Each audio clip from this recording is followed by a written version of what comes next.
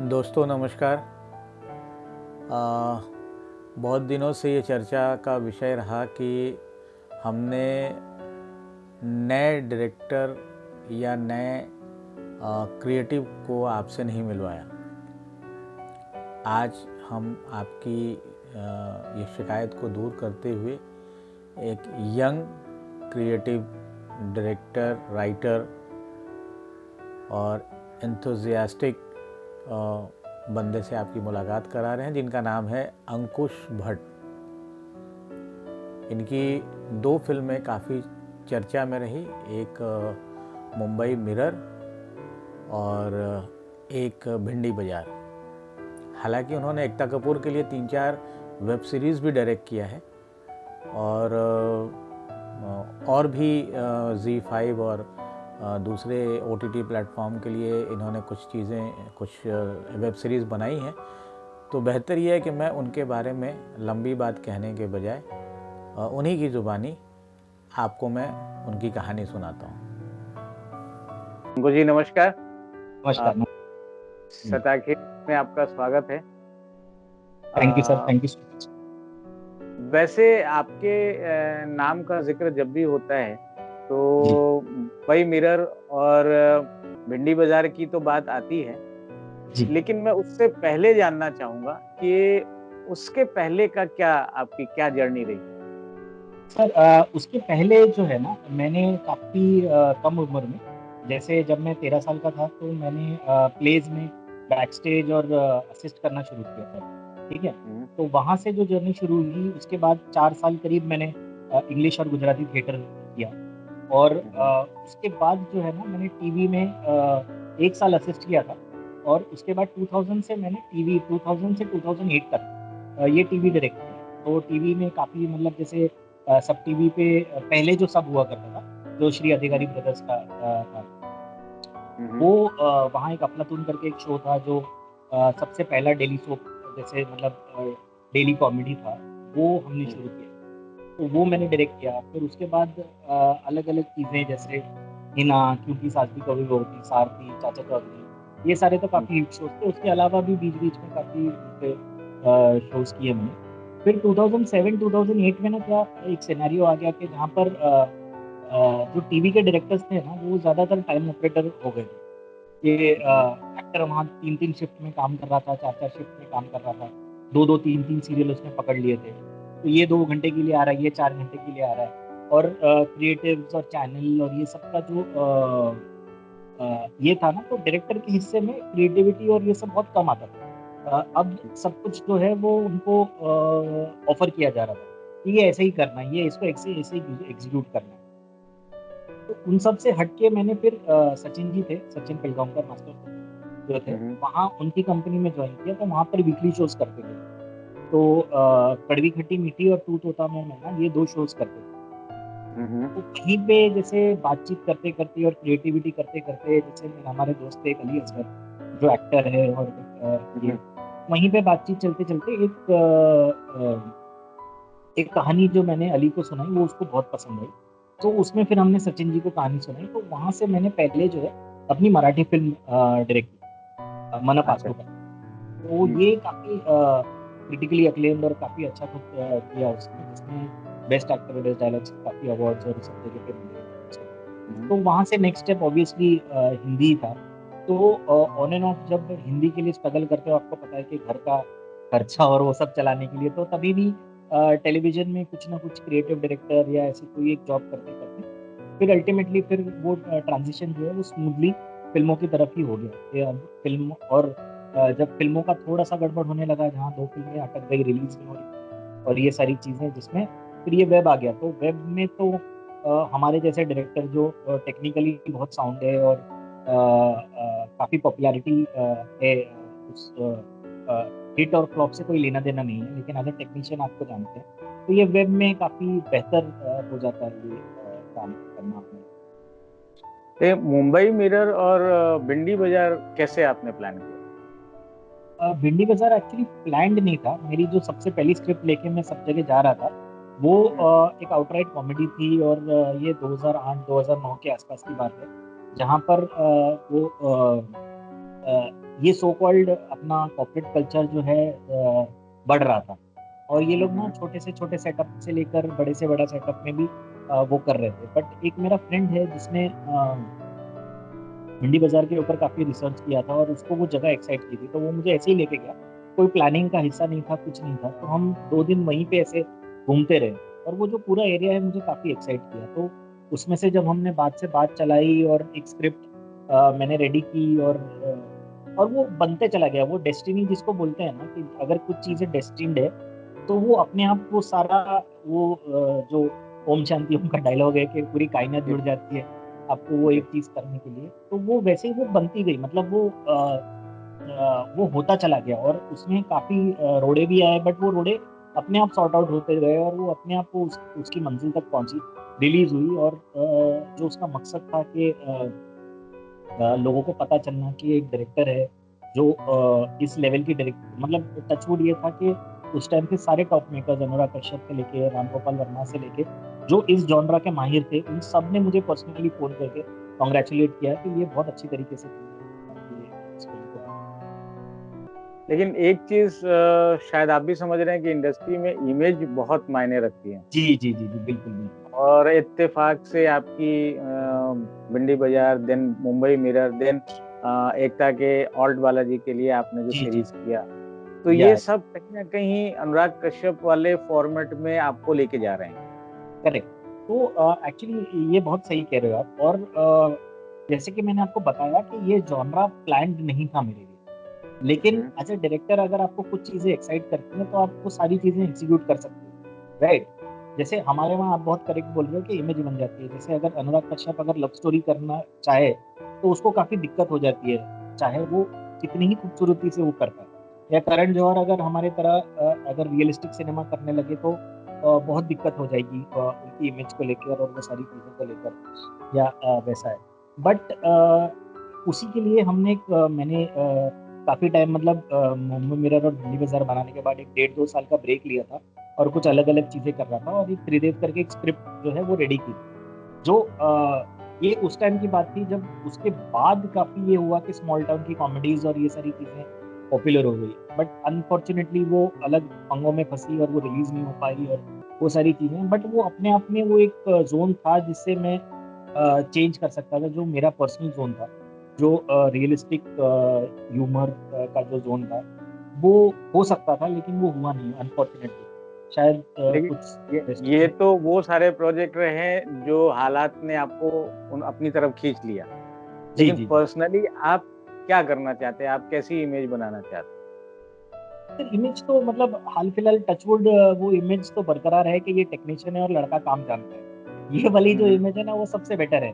मतलब हम्म। और लकीली जो मेरे पास ऑफर भी आते हैं, ये प्रेजुडाइज होके नहीं आते हैं कि ये गैंगस्टर है तो अंकुश ही कर पाएगा, या ऐसा नहीं है। तो जैसे जो लोगों ने भी जितना भी, मतलब जैसे त्रिदेव का ट्रेलर बाहर आ गया, या कुछ कुछ चीजें हैं, या जो इंडस्ट्री में मेरे साथ जुड़े हुए हैं, वो टचवुड मेरे लिए ऐसा रहा कि बहुत ज्यादा वर्सिटैलिटी, जैसे मन पाखरू पाखरू किया मैंने, जो मराठी फिल्म थी जिसको काफी अवार्ड्स और वो सारी चीजें थी, वो हार्डकोर इमोशनल ड्रामा है, वो सोशल ड्रामा है, राइट। उसके बाद बने हार्डकोर भिंडी बाजार की, जो gangster oriented realistic kind of cinema है। फिर मैंने की मुंबई मिरर, जो आपका दबंग स्टाइल कमर्शियल फिल्म है जिसमें सारा मसाला था उसमें। फिर मैंने की त्रिदेव, जो एक कॉमेडी अलग स्लाइस ऑफ लाइफ है। फिर एक फिरकी करके भी एक फिल्म थी जो अलग जोन की है, कौन भी है, ओशंस 11 जैसी। और ये बॉस है, वो बहुत कमर्शियल है। तो वो अलग अलग चीजें की है, मतलब वो कहीं ना कहीं उसमें एक थ्रिलर का एक इम्पैक्ट है, ये मैं मान सकता हूँ। लेकिन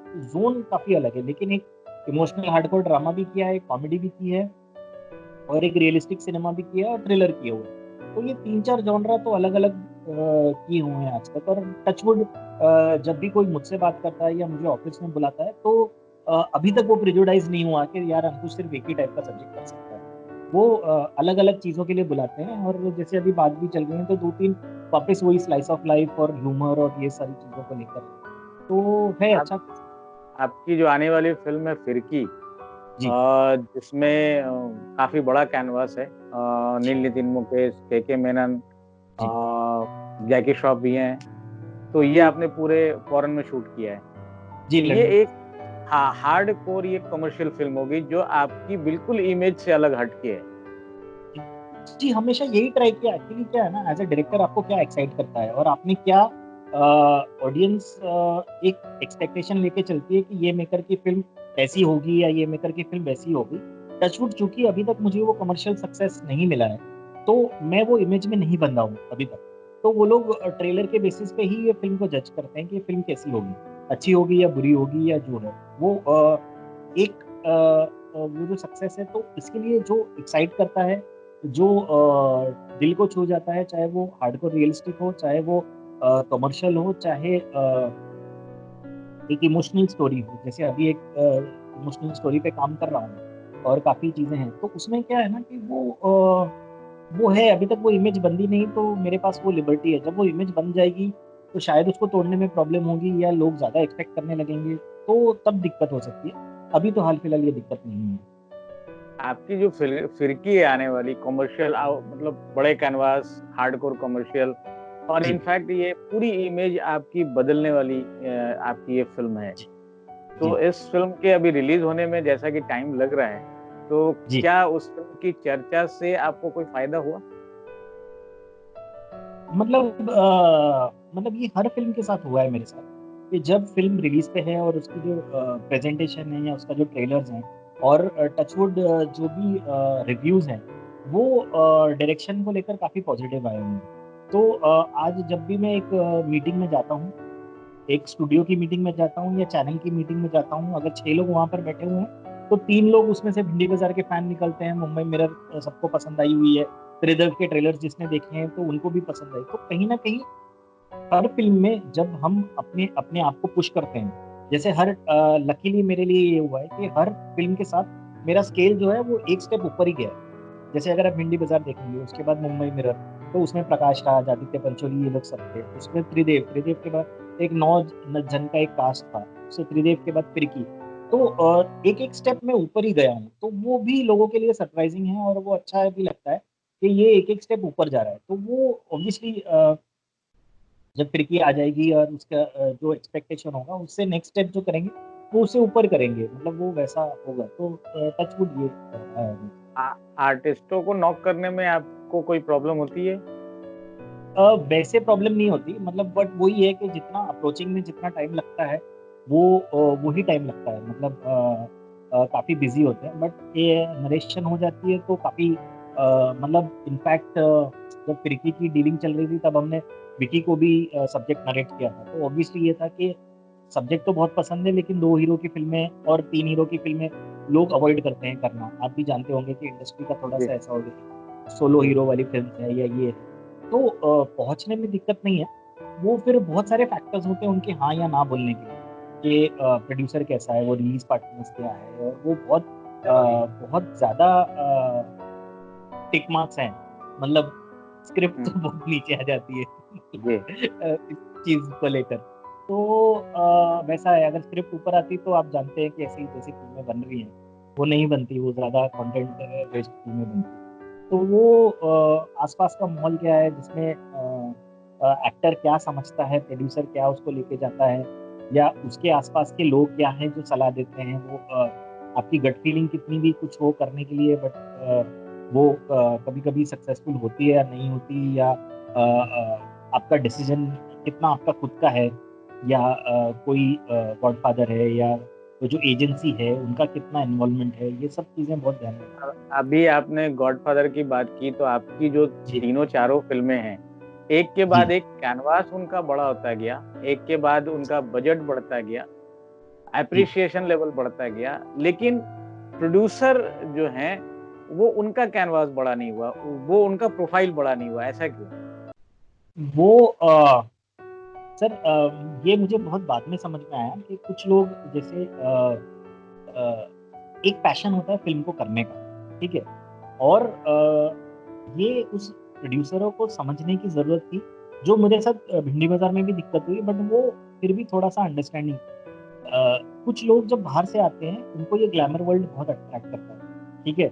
उनको लगता है कि उनकी लाइफ़ सेट हो जाएगी, या उनको जो अय्याशियाँ जो वो सुन के आए हैं या जो समझ कर आए हैं या जो पोज़ीशन और जो पावर है, जो चाहिए, जो चाहे शायद एक करण जौहर में होगा, शायद एकता कपूर में होगा ये, बट ये इंडस्ट्री के लोग हैं जो अपना एक या यशराज में होगा, ठीक है, जहां पर बेसिकली वो किंग है।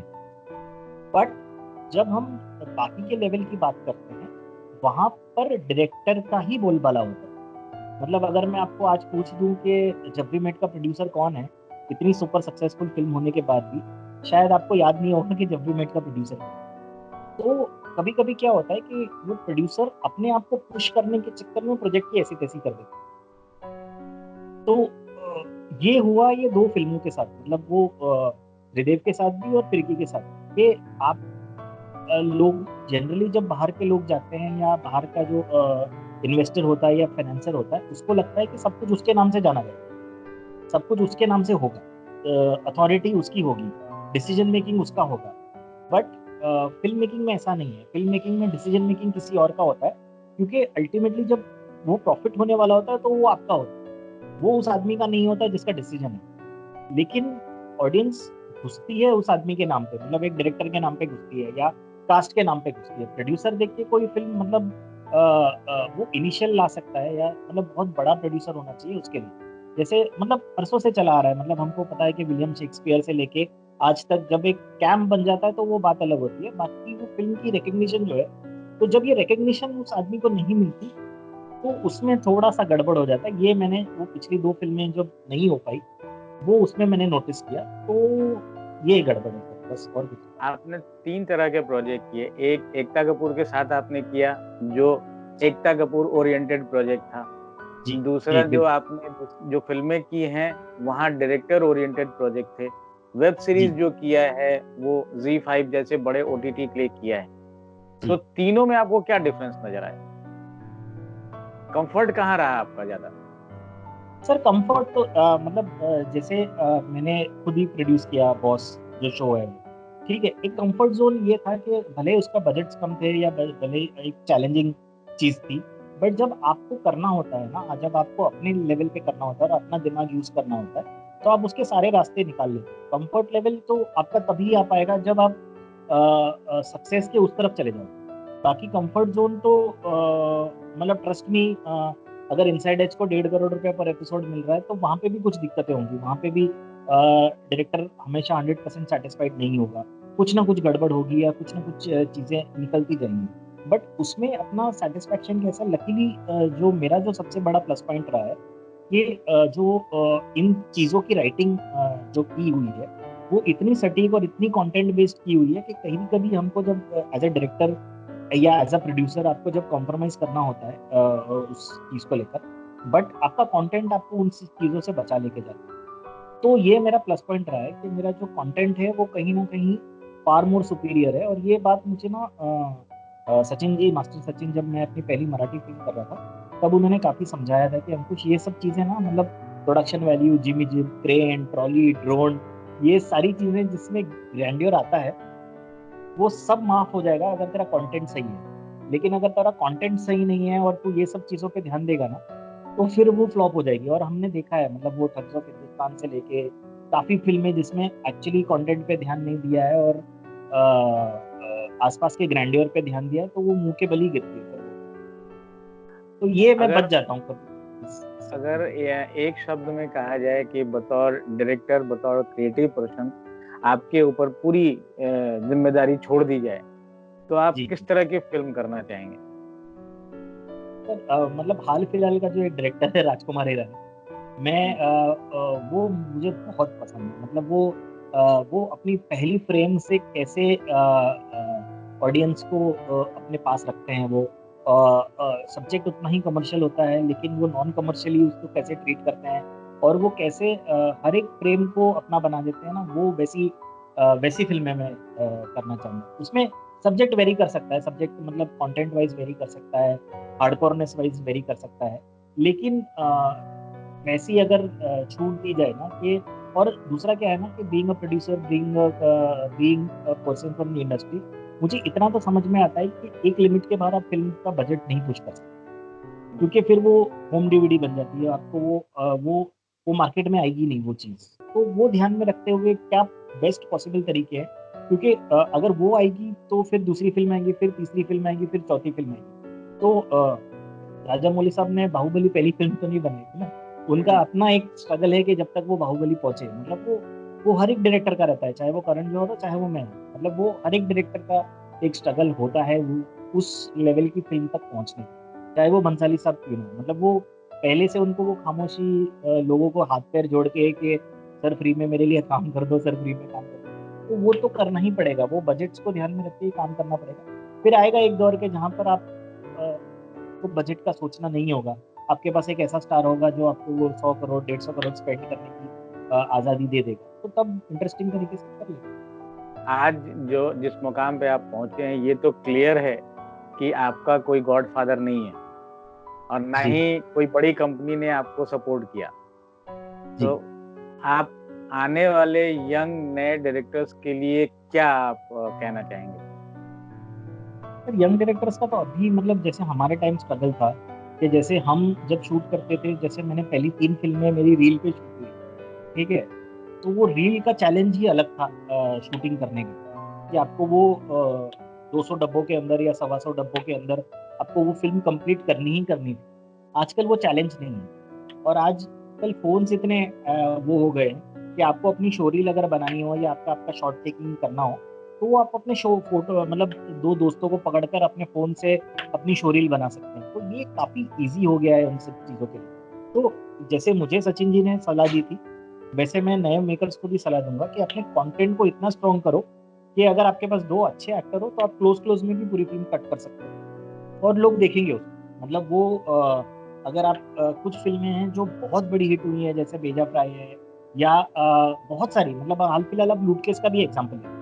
बहुत सिंपल मिनिमलिस्टिक टेकिंग है, लेकिन कंटेंट पे इतना फ़ोकस किया गया है।